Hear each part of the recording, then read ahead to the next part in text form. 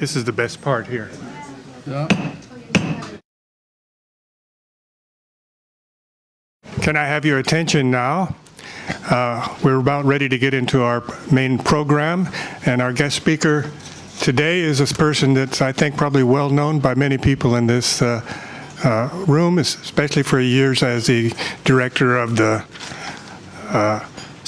Pacific Forum CSIS based in Hawaii, and is now affiliated with the University of Tama here in Japan. And he tells me he's finishing up a book that he calls Peak Japan, which sort of implies that there's going to be a little bit of a downhill slide from now, and you may want to ask about that. The topic today, of course, is President Trump's visit to Asia. He's coming to 5 countries drawn by the APEC meeting in Vietnam, and everywhere he goes there will be pitfalls and other things, particularly here in Japan, about trade and Korean situation and so on. So without further ado, let me have Professor Glosserman begin. Thank you, Todd. Thank you all for no applause. Come on. As always, it's a pleasure to be back in Tokyo. I appreciate you braving the beautiful weather. I know that if I was working for a living, I would be figuring out a way to have lunch in an outdoor cafe. I appreciate the friends that are here. Those of you that apparently braved the train accident that was that slowed some folks down. I hope no one was involved in that. It's good to be back at the Foreign Correspondents Club. I was here in this chair 2 years ago, I guess, with Scott Snyder, talking about our book on U.S.-Korea relations, or Japan-Korea relations, and its implications for the United States. And hopefully I'll be back in about a year, if not before, to talk about my book on Japan, which assumes that the book is actually out by then, which with academic presses is always a bit of a leap. For now, however, the topic is President Trump's visit to Asia and its implications for Japan and the region. And with all things, I think is the caveat, with all things with President Trump, we're all guessing and making stuff up. I mean, it is a remarkable mind that inhabits the White House right now. And for those of us that would think that they're going to have a good idea or a firm, fixed idea of what the outcomes or what the president will say or do, apart from showing up, I think, at his scheduled events, the remarks are always subject to last-minute modification. So what follows are what I think is my educated guesses or informed speculations about President Trump's intentions and what he would like to accomplish, given what he's been saying and what his team has been saying, et cetera, over the last, how long has it been now, 9 months? He's been in office for 10 months. Okay. I will try to be brief so that give you the headlines, if you will, and then we can probe more deeply in the question and answers that follow, and I will try to cut this as short as possible. I identify 5 objectives for President Trump's visit. The first, obviously, is to put his personal imprimatur on U.S. engagement with Asia. Second, to rally support for a policy of maximum pressure on North Korea to force that country to abandon its nuclear program. Third, to reassure allies and adversaries of continuing U.S. support for alliances in Asia, to signal to Pyongyang and other potential adversaries that its threats have not changed thinking in Washington. Fourth, to call for greater fairness in U.S. trade relations with Asian partners and demand greater access to their markets. To the degree that there is a larger overarching strategy that articulates this, I think you will find it in Secretary of State Rex Tillerson's speech to CSIS in the last couple of weeks. If you're not familiar with that, I urge you to look at it in terms of laying out a framework for American policy for the region that, frankly, is long overdue. And the final item is the President will then demonstrate support for regional institutions and multilateralism in Asia. This is made evident, of course, by the fact that he's stopping for the APEC meeting, or staying for the APEC meeting in Vietnam, and attending the U.S.-ASEAN meetings in Manila after that for the 5th and final stop. Now, that's the plan. There are problems, however. And I think that the most immediate articulation, the most immediate sign of that, is the gap between each of those objectives and the existing administration's administration or its execution of foreign policy. So number one, President Trump has demonstrated no particular affinity for Asia, nor addressed its growing role in American thinking. Number two, the policy of maximum pressure on North Korea rests solely on coercion. Trump has said that there is no role for diplomacy in dealing with North Korea, and his administration has shown no readiness to acknowledge nor address the Pyongyang government's concerns. And this is an important element of any, I think, negotiations with North Korea that I think is worth exploring in the Q&A. Third, the president's support for U.S. alliances has been questioned by none other than the candidate Trump himself. Of course, since he's taken office, senior government officials, Secretary of State, Secretary of Defense, Vice President, National Security Advisor, have all reiterated the standard U.S. assurances of support for security partnerships in this region. Most recently, of course, by Secretary of Defense Mattis on his trip last week to South Korea, just days before Trump's own visit. The president, however, appears to be a begrudging supporter of U.S. alliance commitments worldwide. We can, again, talk about this tension, if you will, between what the president says, what his advisors and senior officials say, what the president seems to say when his arm is twisted, and how he tends to ad-lib when pressed. Fourth, demand for fairer trade is in reality a call for the redress of U.S. trade imbalances. The U.S. wants to export to trade partners, which really sort of implies that there is no reason for the United States to reciprocate liberalization measures. The president is interested only in redressing American trade imbalances, not so much in increasing the pie, if you will. Again, there is a larger discussion of the president and his administration's understanding of economic policy, but let me just flag that. I would also point you to remarks made by Secretary of Commerce Wilbur Ross last week in the context of the NAFTA negotiations, where Ross basically said, what we want our partners, Canada and Mexico, to do is open their markets and give us something, and we are in no position to put anything on the table. Quote, that's tough. Finally, President Trump has been disdainful of multilateral institutions, preferring, of course, to use bilateral deals to use his much vaunted negotiating skills and maximize U.S. leverage. Not, I would note parenthetically, unlike what China likes to do. And there are, of course, reports that Trump will cut his tour short by skipping the last stop, the East Asian Summit. I think there's evidence that he is no real big supporter of such efforts. I think the speech that he's going to be giving in Vietnam for the APEC meeting will be quite revealing. I expect it to be very much in the vein of the speech he gave to the UN General Assembly, UN Assembly, which, frankly, as a piece of rhetoric was uninspiring, to say the least, to say nothing of somewhat incoherent. Now, those are the particular problems and the gaps I see between the president's objectives and what he wants to do. I think there are, however, larger issues with the foreign policy that are evidenced and will be revealed or are sort of made plain by the gaps I just referred to. Number one, there is the absence of any real strategy to engage the region. I mean, the U.S. is reportedly working on a national security strategy.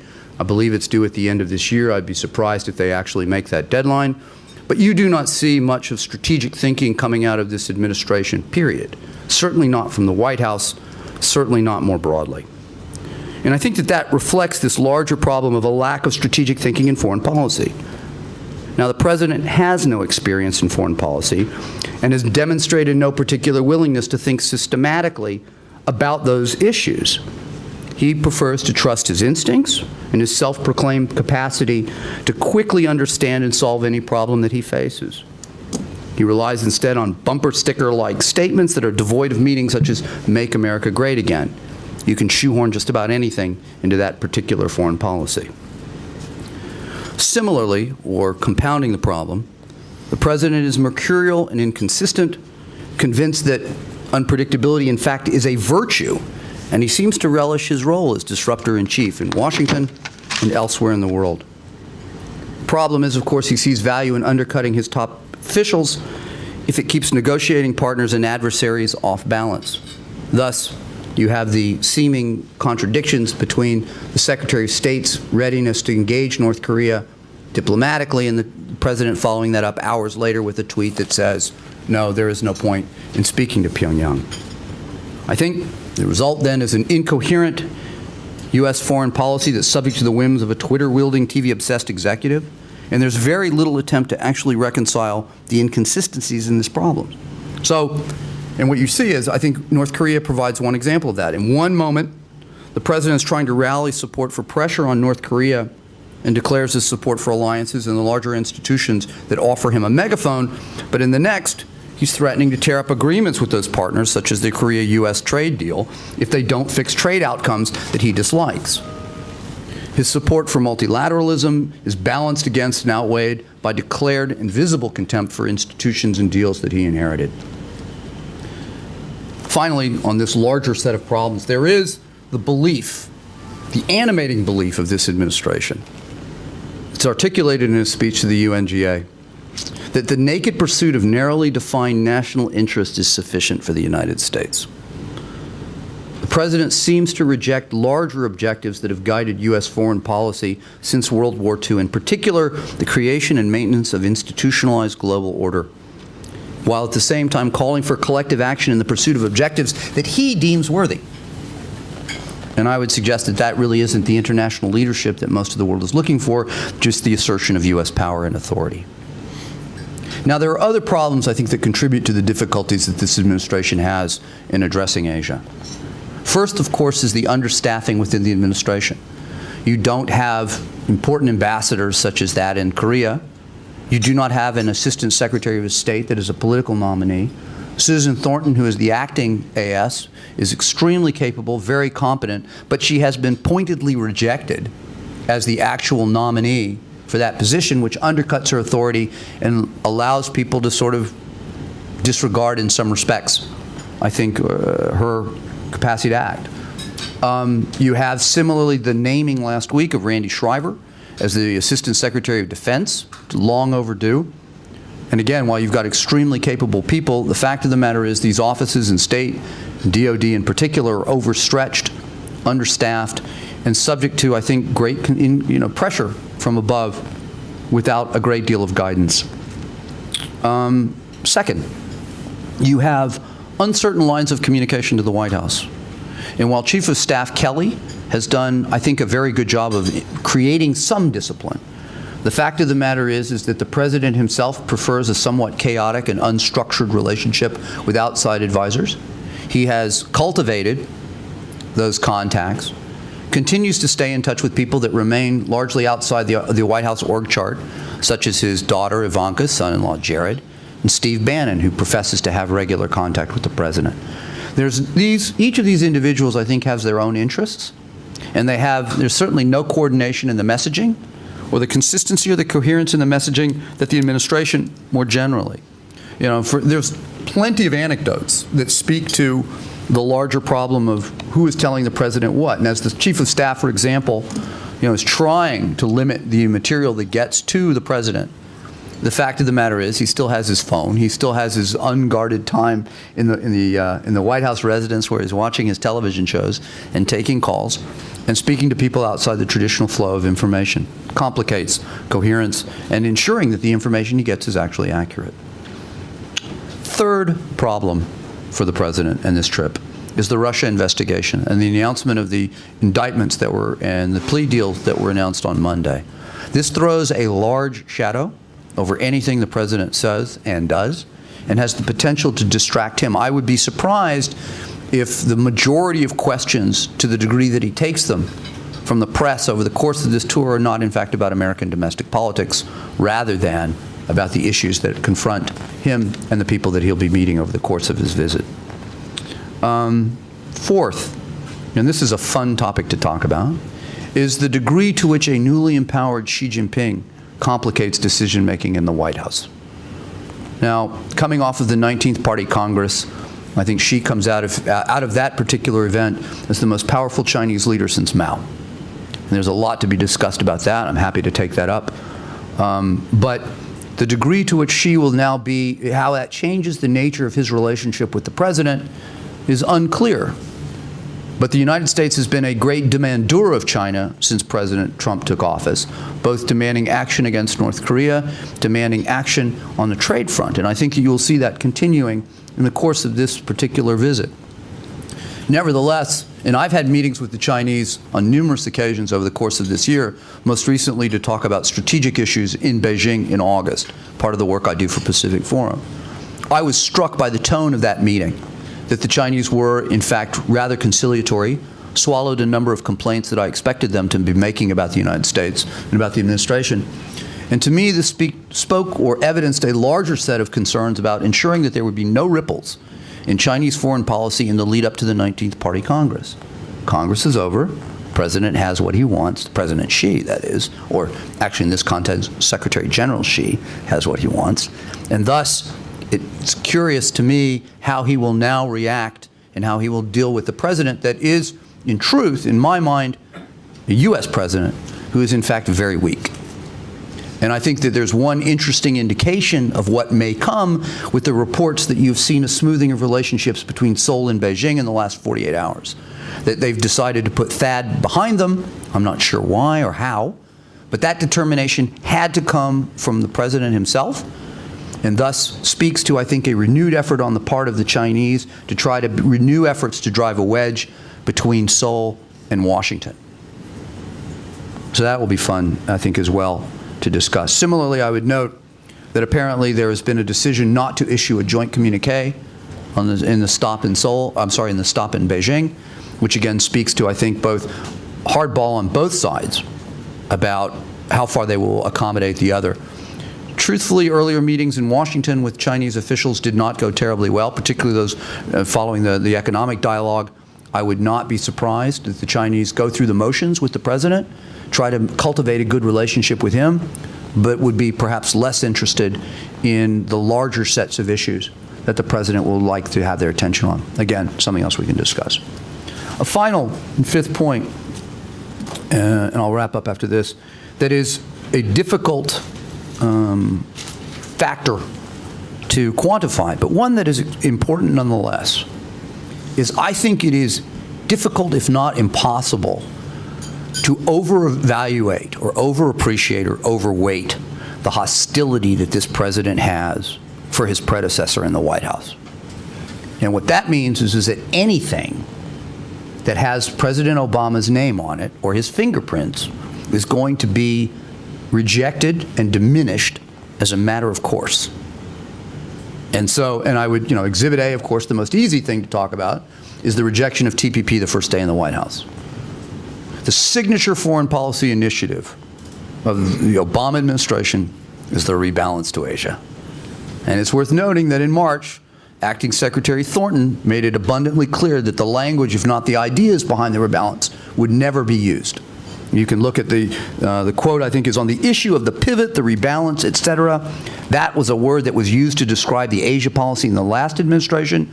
This administration will have its own formulation, and we haven't seen in detail what the formulation will be, or if there will even be a formulation.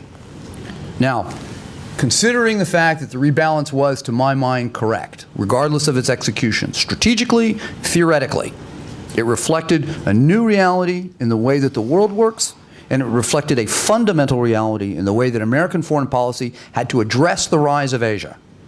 The rejection of the rebalance conceptually, and my guess is, given the larger sets of interest that I articulated, the problems about strategic thinking in general, that spells certain problems for the way that this administration will be engaging the region now and in the future. With that happy note, I will now take your questions. Thanks. Anthony?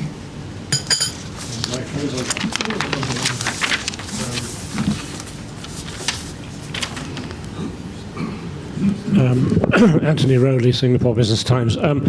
You've done a pretty good job in denigrating Mr. Trump, and I must say it's difficult to disagree with much of what you said. So, given that, I mean, what can he actually hope to achieve on the positive side, or perhaps more to the point, how much damage can he do during his visit, do you think?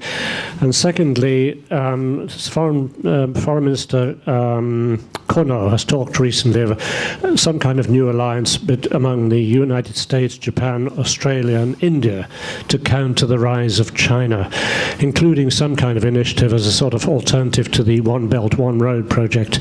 Do you think that's something that would appeal to Mr. Trump and which he might actively pursue while he's here? No. Next question.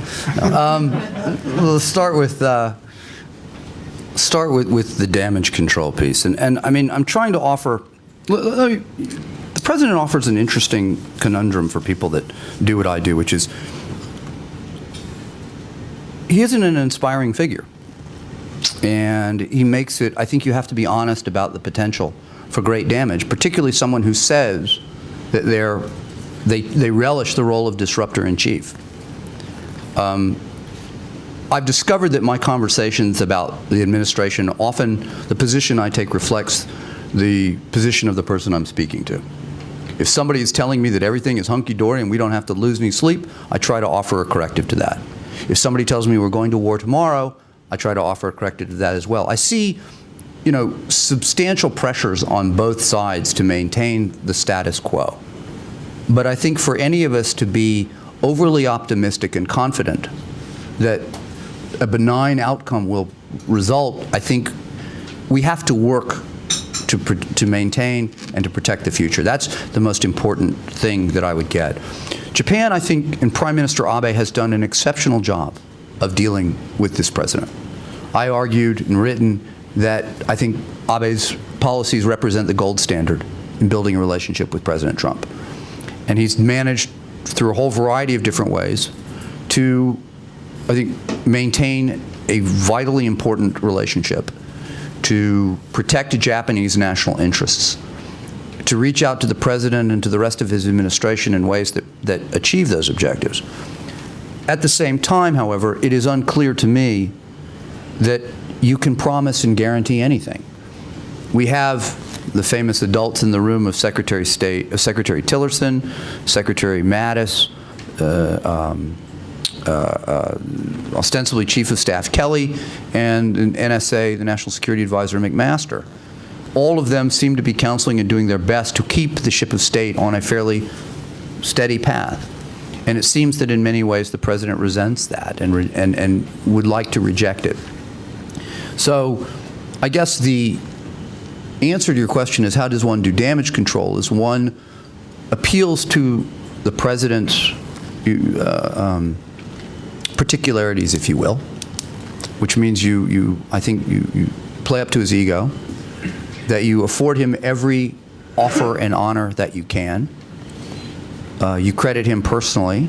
You don't raise the subject of his predecessor. And you work every possible angle you can around the president to build the shock absorbers so that you strengthen your ties with those individuals that you consider to be influential and respectful and coherent with your Japanese, or whatever country you speak to represent, national interests. So that's how you do damage control. There's another piece of that, I think, that is, and the way, that, of course, that you assuage the president personally is, there's interesting techniques there, I suppose.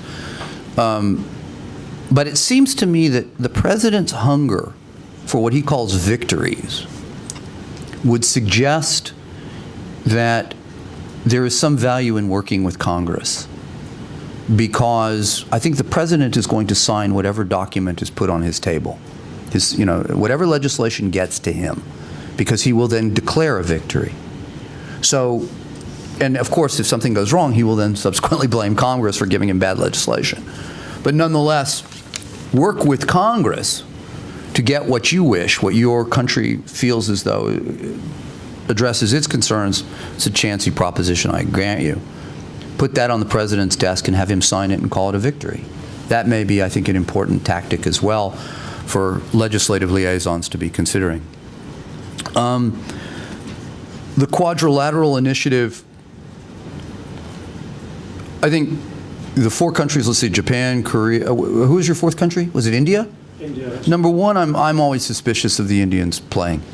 The Indians will zealously safeguard their national sovereignty and national prerogatives in ways that they would rather err on the side of independence rather than be risk-assessed, being coerced, co-opted into some other country's design, particularly the United States. I would think, frankly, that either perhaps the Australians or Japan would have a better chance of engaging the Indians.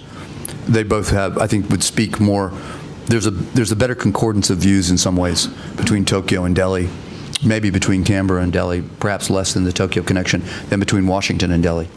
I always, the gap between the promise of the U.S.-India relationship and the reality of that the relationship never seems quite to close to me in ways that correspond to the realization of strategic interests. I think similarly, the President doesn't have great patience for larger multilateral initiatives like that, would prefer to bring to bear the, work in a bilateral setting. And then finally, the degree to which the President, I think, would look at a broader multilateral initiative of that sort that more explicitly is aimed at targeting China is problematic generally. I mean, I think we need to, and that overshadows, I think, any attempt to address China in the region, which is, I think, there's a broader question about the nature of Japan's relationship with China. My sense is that at the same time, I mean, there's greater reconciliation that has to follow, and this is a long, drawn-out conversation, which I'll just leave at that for now. But I do think at the same time, this administration in Tokyo is more willing to lean forward on a more direct, less guarded form of containment with China than many of its diplomatic partners are prepared to do. So I'm very skeptical that a multilateral initiative that looks a lot, that's thinly disguised containment, is going to have a great deal of traction. Next question, please. This gentleman here.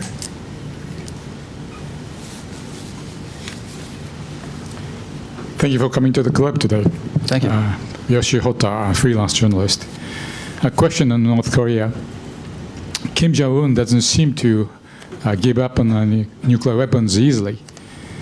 If I look back in the late 1990s, Pakistan did several nuclear experiments. Mm-hmm. Back then, many countries actually criticized Pakistan, but in the course of the last 20 years, instead of criticizing Pakistan harshly anymore, many people, many countries get to know how to deal with it. Mm-hmm. Do you think that this could be the realistic course, realistic goal of North Korea in the future? I'm glad you asked me that question, whether North Korea's goal and what we should do with it. And no one gets to ask me that question. This is actually something that my organization, I've worked on extensively, particularly the questions of dealing with North Korea. The first, you're almost right, but not quite. Kim Jong-un will not give up his nukes easily. No, Kim Jong-un won't give up his nuclear weapons, period. I've met with the North Koreans several times over the last couple of years. I do not know of anyone in the conversations that I've had over the last 5 years, Chinese, Japanese, Korean, American, anyone, North Korean in particular, that has said that North Korea can be persuaded to give up its nuclear weapons. Kim Jong-un sees them as A, instrumental to his regime survival, B, instrumental to his personal survival, C, they've been written into the North Korean constitution, and D, that's all he's got. Without nuclear weapons, North Korea is nothing. It doesn't, and I'm not talking about regime change. I'm saying no one pays attention to North Korea if it doesn't have the capacity to threaten its neighbors. And so North Korea will not give up its nuclear weapons. I do not see that.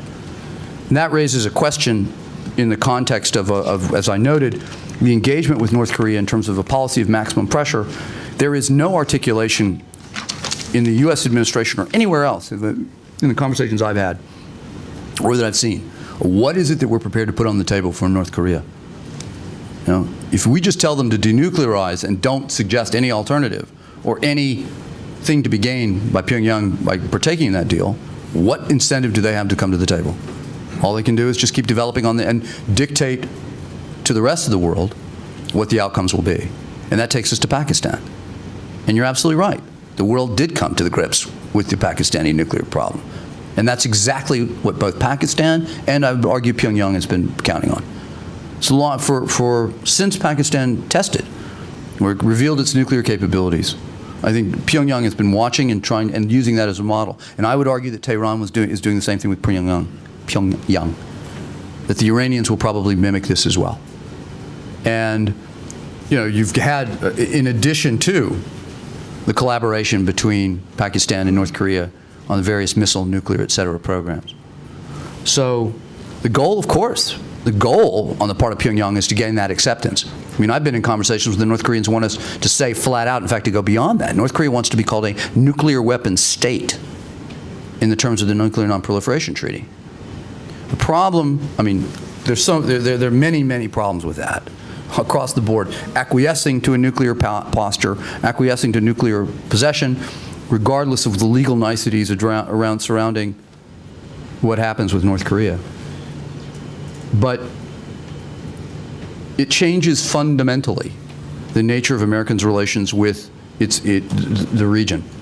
Now, let me be very careful how that's explained. I do not for a minute believe that North Korea's nuclear weapons changes the balance of power in this region, nor do they pose a threat to the United States. The idea that a North Korean nuclear warhead on an ICBM capable of reaching the United States is not a strategic game changer. It is not a change in the nature, should not fundamentally change the nature of U.S. relations with its allies. The language that has been used in the last year or two that says that is wrong. And it's a mistake to use it, and I've been telling my friends in the U.S. government exactly that, and I think there's agreement on that point. The focus on an ICBM precisely, I think, elevates and underscores North Korean intentions. It is precisely to make a point that somehow or other having these weapons and being capable of threatening the United States changes the nature of U.S. commitments to the region. That is not true. We faced a far greater threat during the Cold War from the Soviet Union, and our deterrent capabilities remained. The larger question becomes, as I was saying, if we allow North Korea to have a nuclear weapon, is the degree to which it changes the calculations in places like here in Tokyo, in Seoul, in Taipei, or elsewhere in the world. And I think the idea, as should be evidenced from the case of Pyongyang watching Pakistan and Islamabad, you can rest assured that there are other regions of the world that are watching what happens here. You can't have nuclear dominoes. The U.S. commitment, of course, as numerous studies have shown, is the key to preventing those from falling. But there are, as we I think all have to acknowledge, certain questions being raised. And thus, the U.S. has got to reassure allies of the fact that a North Korean nuclear weapon changes nothing as far as our defense commitments go. And fundamentally, it should not. I don't think it does, but my opinion doesn't count for much. Yes, sir.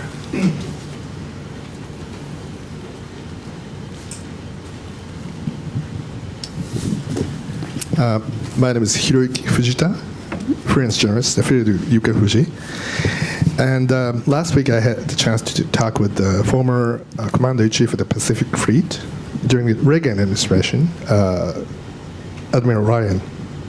And he said that, rogue states like North Korea or Iran, they're dangerous. As you said, there are many nuclear missiles targeted to the United States, maybe thousands of them. Maybe China has 1,800 or something like that. So it's nothing new. But the difference is that the North Korean leader declared that he will launch nuclear missile and destroy America if America fired them. And when it came to Japan, the rocket man said, think Japanese archipelago. So compared with, let's say, the Putin or Xi Jinping, the leader is different in the way his attitude. Maybe calculated attitude, but maybe not. But Trump is good because he's also dangerous. So it could be beyond calculation. Anything that we don't want to think about it may happen. You understand the question? Well, I think so. I think I got that. How long do you comment on this kind of? Sure. That's a pretty regular question. Thank you. No problem. Let me offer some thoughts to that. Number one, as you rightly note, Kim Jong-un is rational. He's not crazy. He knows starting a war, he will lose. Starting a war. So I do not see any reason why deterrence should fail. And I don't see any reason why. I mean, I look at North Korean nuclear capabilities as one and done. They get one shot at an adversary, and then their regime is over. And that doesn't even mean that it has to be ineffective. They just get to launch one missile that would target an adversary or be taken as such, and that's it. Number two, I think you rightly note, and you're one of the few people, I think, that points this out, Kim Jong-un's threats to attack the United States had a very definite predicate, right? If you attack us.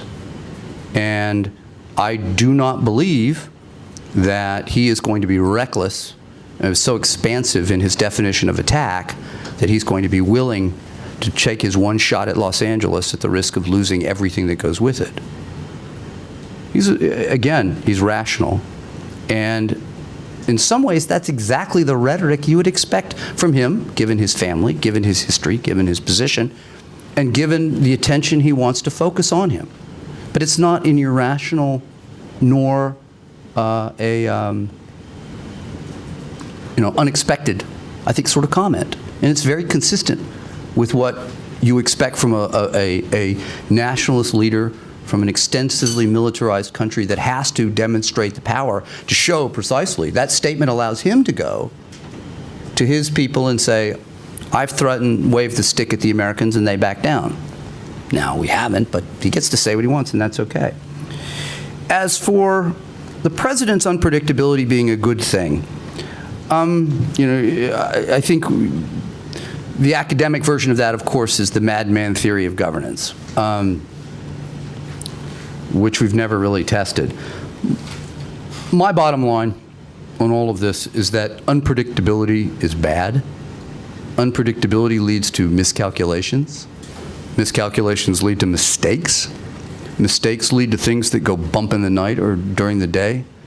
And then when little bumps are typically followed by big bumps, especially when you have the poor communications with the North Koreans that we seem to have. We need to have channels so that when something unexpected happens, the inclination is not to escalate, but in fact to figure out what exactly went wrong and figure out how to de-escalate and take the sting out of a potential conflict. The lack of diplomatic conversations with North Korea does not inspire great confidence. So in my world, unpredictability is not a good thing.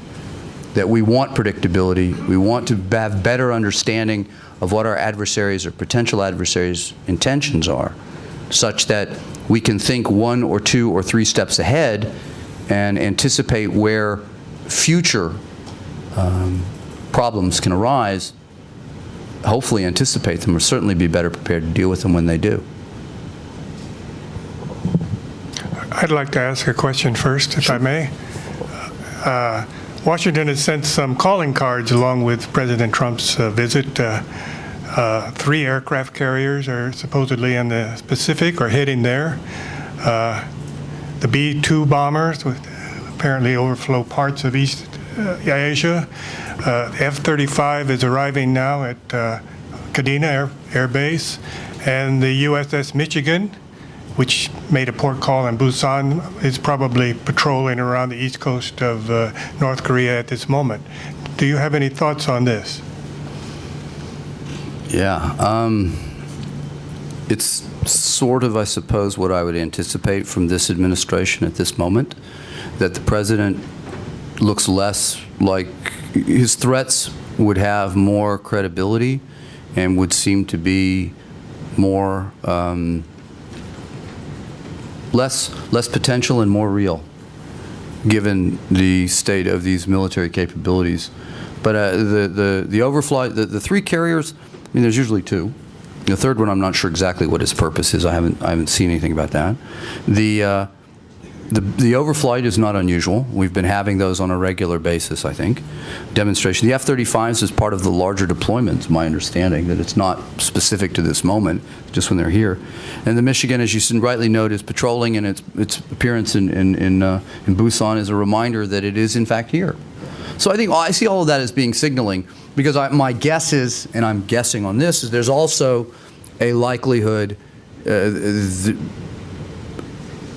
a likely strand of thought in Washington that Kim Jong-un would do something during this trip to remind the world that he is an independent actor and is not cowed, is not intimidated, and will not be ignored. So, and I think that's one of the things that I believe we have to always keep in mind when thinking about North Korea, is precisely that it is an independent agent, and thus will seek constantly to remind the world that it is not, it acts according to its own imperatives. And there's nothing quite like when the U.S. president, the world's attention is focused on him to remind the world that he is here. And I think similarly, and this is, again, another topic worth discussing, perhaps, I think he gets particular delight out of tweaking China and reminding everybody else that Beijing will not deliver Pyongyang to anybody. I saw maybe the gentleman in the back. These television lights are annoying. Is this catching my good side? Oh. Hello, my name is Patrick Walte, Frankfurter Allgemeine Zeitung. I have two questions, if I may. One is concerning this, the relation between China and South Korea. I mean, they just tried to get on Better Foods yesterday. How do you explain that, and what is your point on that? And the second question, if you look to the DPRK US relationship, how do you think that this is going to end over the next 2 or 3 or 4 years? Are we going to see a war? Are we going to see a standstill? Is it just going on like it is right now? The first question is a lot easier than the second. The ROK-PRC deal is very straightforward. I think Xi Jinping has recognized that, or the Chinese leadership has realized that the hard line against Seoul has been fruitless and a complication, that it has not inspired, it has not shifted South Korean loyalties in ways that they had anticipated, that South Korea frankly didn't knuckle. And there's a bunch of reasons for that.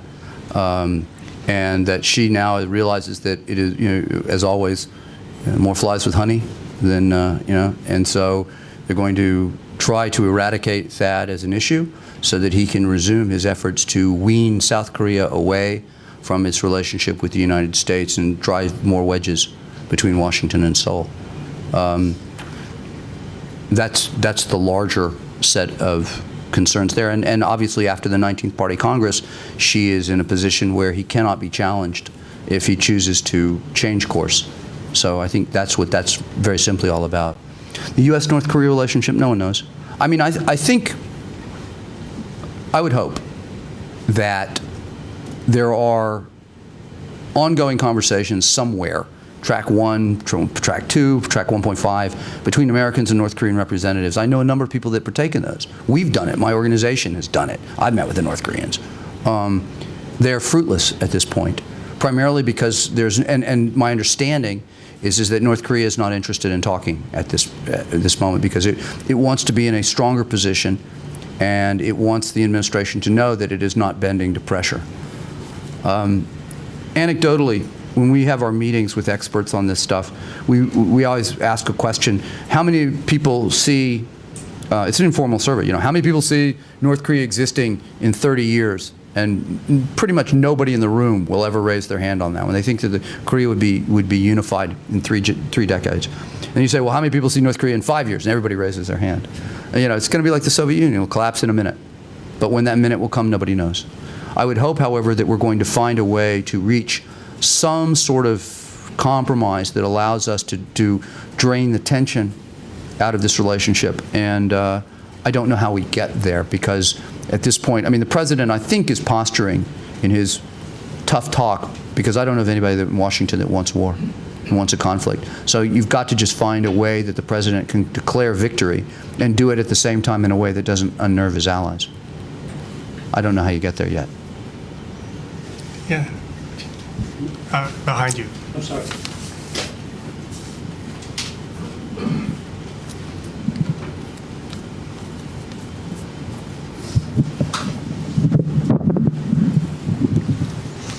Siegfried Knittel, freelancer from Germany. If there is would be any compromise between the US and North Korea, perhaps with nuclear weapons, perhaps freezing, or in the case of ICBM, a kind of a stop of development. What does it mean for the Japanese government? Because the ICBM, it's not the North Korea don't use it to threaten Japan. They have smaller rockets. And what kind of compromise is possible? And what Mr. Abe, it seems now he is follow Mr. Trump now, and not follow Mr. Tillerson. What is the Japanese policy and with dealing with North Korea? I would say get a foreign ministry spokesperson for that part. You're quite right. I see several problems with the freeze formula. First, obviously, is how you verify. What is it North Korea agrees to freeze and how you verify their compliance with that. Number two, the freeze, for example, of future missile tests for exercises means that you're trading a future capability on the North Koreans' part for a current capability on the part of the Americans. So that's problematic, right? The most recent formulations of that have some wiggle room in them where they talk about large-scale exercises, perhaps, and then that leaves you open to determine what constitutes large-scale, and thus maybe that allows you to continue to hold certain exercises that continue to keep forces ready. But I'm troubled by that. And the third, of course, as you rightly note, is this question about acquiescing to or halting ICBM development and then calling that a victory, because what you've essentially done, I think, is underscored the insecurities of allies about how, well, you threaten the United States and you get Washington's attention and you let the allies worry about their own problems. That goes back to the remarks that I was making about an ICBM and a nuclear warhead being a strategic game changer. The language that we should be using is that a nuclear warhead on any missile is a game changer. And the United States will respond to that threat as a complete threat, as a threat to the United States itself. We don't care if it's a NODONG, an IRBM, an ICBM. If you're capable of launching a nuclear weapon at an American ally, that's enough. That strikes me as being the message we should be sending. That underscores U.S. commitments without emphasizing continental U.S. vulnerabilities. And in truth, that's where we are today. So you're right, and one of the messages I've been trying to reiterate, and you give me a chance to say it again, is precisely this need that our acquiescence to a North Korean capability, whether it is explicit or implicit, nevertheless creates insecurities among our allies, and it doubles the work of an American administration to create reassurance in ways that dampen proliferation tendencies among our partners. And that needs to be our concern.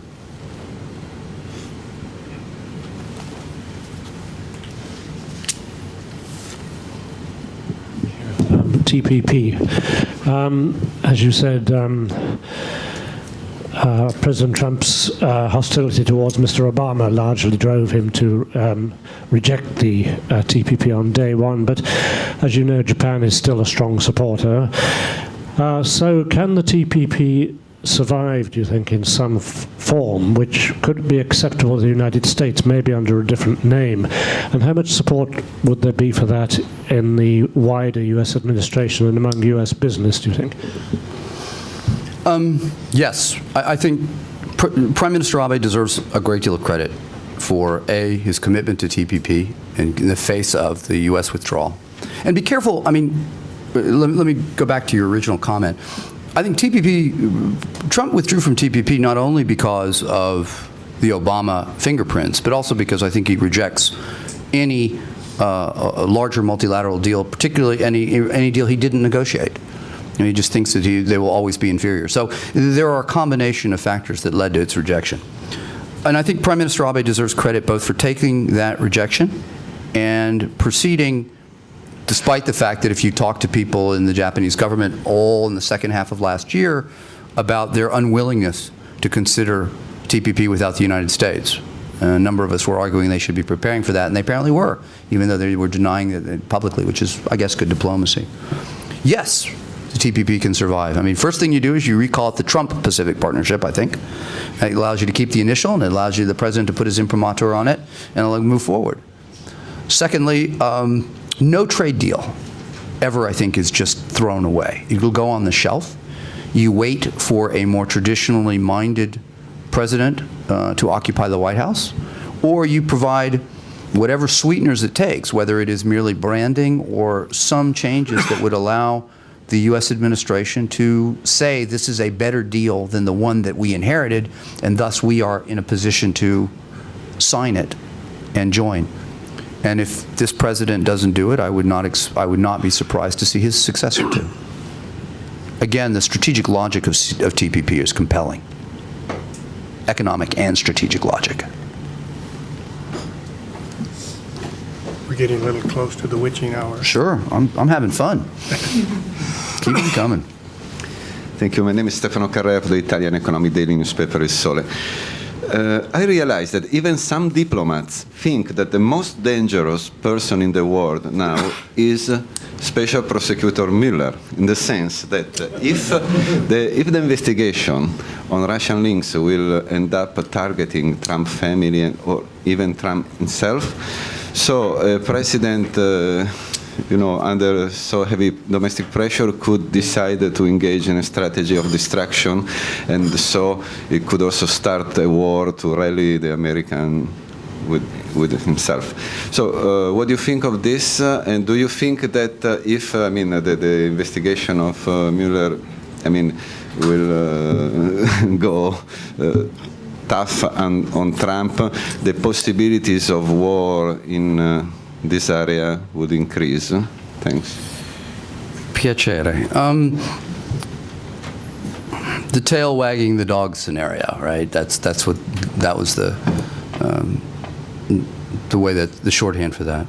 I find it difficult to believe that the institutions of power in the United States would be so loose and so would allow the president to do that. What would clearly be, I think, in many circumstances, would be a transparent exercise to distract the public from his own problems. There are a lot of assumptions baked into that. I do think that, without any special knowledge, as none of us do, that Mueller does represent a particular problem for the president, and how far these allegations go of meddling or the connections to the administration and the campaign, unclear. There's no doubt the Russians meddled, and quite frankly, the fact that we're asking that and you're asking that question is proof of how successful the Russians have been in undermining faith in democracy and undermining faith in political processes in the United States. The answer is you don't know. You have to hope that the people around the president would be capable of ensuring that he does not engage in spurious actions to distract the public. I think, one of the things that the American public is not in favor of is more war. I would hope that even the most fervent Trump supporter would recognize that the partisanship that seems to dominate the United States these days cannot be used as a justification to start a conflict and cost, how many more innocent lives merely because a president is piqued and seeks to distract the public from his particular problems. Yeah. We're getting a little close to the witching hour here, so do we have any more questions? One more question? Going once. There's no others, is that right? Okay.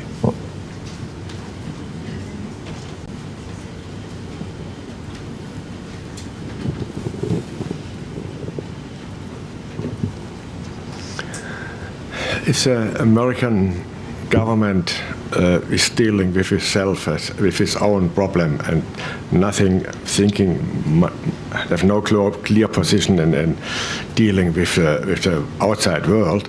And on the other side, China has a very strategic thinking and a long-term thinking.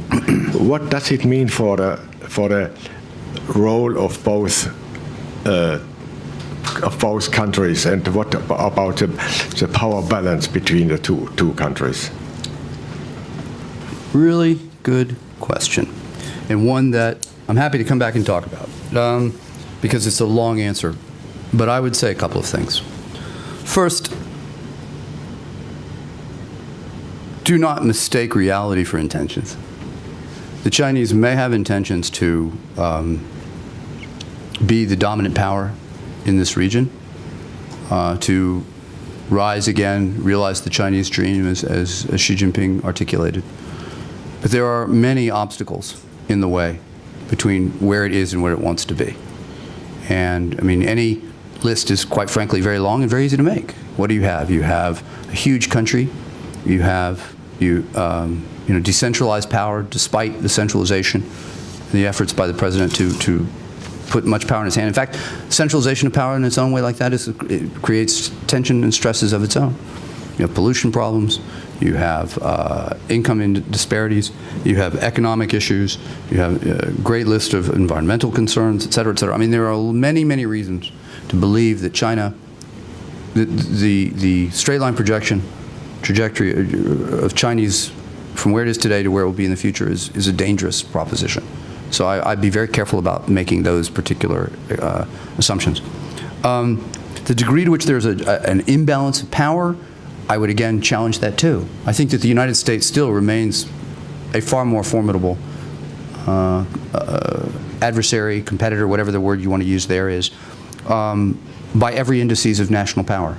That could change again, but nevertheless, I don't see a change in the balance of power as a result of what's transpired. I